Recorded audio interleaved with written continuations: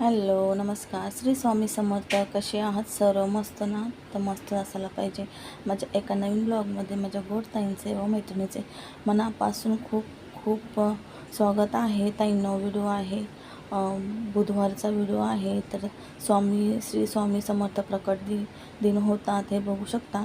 हे मी स्वामींना बेसनचे लाडू केले होते संध्याकाळी. तर बरोबर मी म्हणजे एकच वाटी घेतलं होतं चण्याचं पीठ. तर मग 11 लाडू बरोबर झाले होते. तर स्वामींना नैवेद्य वगैरे दाखवला आणि मग स्वयंपाकाला सुरुवात केली. पहिलं नैवेद्य वगैरे म्हणजे बनवला, लाडू बनवले आणि 2 मिनटं रिलॅक्स ठेवले आणि पहिले डाळ वगैरे फोडणी करून घेतली, म्हणजे डाळ शिजायला घातली, इकडे भात घातला आणि मग लाडू बांधून मग नैवेद्य वगैरे स्वामींना दाखवला लाडूंचा आणि मग स्वयंपाकाला पुढची सुरुवात केली. तर हा शिरा बनवला होता. तर शिरा रवा तुम्हाला सांगितला मी, बारीक रवा असल्यामुळं रवा काय व्यवस्थित एवढा झाला नाही, थोडंसं हे झाला होता, ओलसर असा चिकचिक असा, कारण बारीक रवा आला होता डिमार्टवरून गेलं तेव्हा. तर असं मग मेनू सांगते तुम्हाला. तर मेनू इथे केला होता, म्हणजे श्री स्वामी समर्थ प्रकट दिवस पण होता. परत म्हणले फक्त बेसनचे लाडू दाखवले, म्हणजे नैवेद्य वगैरे पण आपल्याला दाखवायला पाहिजे. मग खीर नाही केली, शिरा केला होता, केळीचा शिरा केला होता केळी टाकून. आणि डाळ, भात, बटाट्याची भाजी आणि पनीरची भाजी, पुरी आणि हे केलं होतं, लाडू केले होते बेसनचे.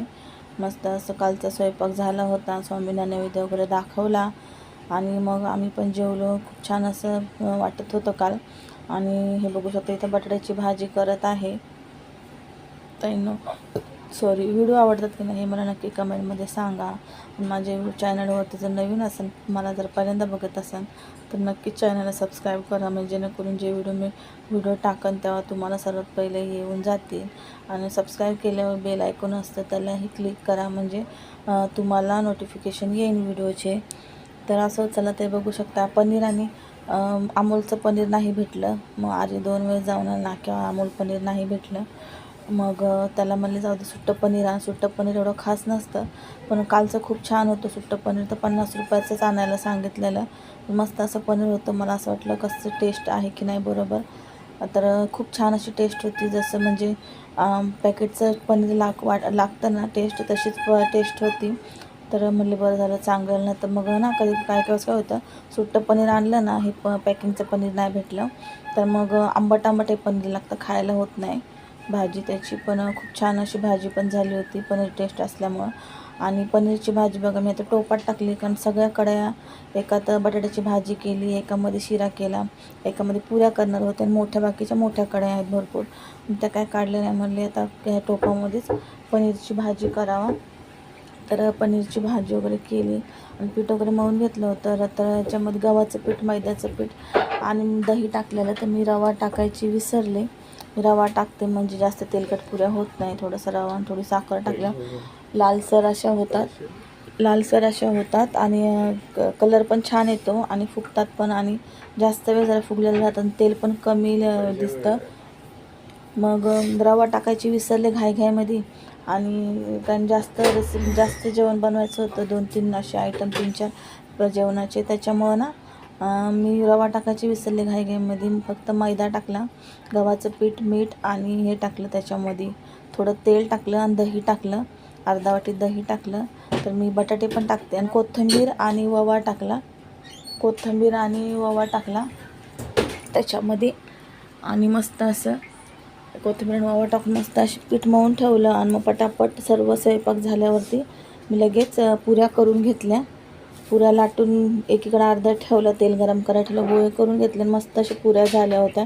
थोड्या मोठ्याच पुऱ्या केल्या, कारण की पुऱ्या जास्त करायच्या होत्या, मग ना खूप वेळ झाला असता तेवढं लाटायला, बारक्या आणि तळायला पण. मग मी थोड्या मोठ्याच पुऱ्या लाटून घेतल्या, म्हणजे जास्त वेळ पण नाही लागला. आणि मस्त असं पुऱ्या झाल्या होत्या कालच्या. सर्वांना खूप आवडल्या आणि जेवणही कालचं खूप छान झालं होतं. आणि ते बघू शकता, इथं मी एकीकडे ना तेल गरम करायला ठेवलेलं आहे. आणि खूप काल उशीर झाला, 10:30 वाजले, कारण काल तब्येत ठीक नव्हती. तुम्ही म्हणता सारखी तब्येत ठीक नसती, तर हो, काल तब्येत ठीक नव्हती.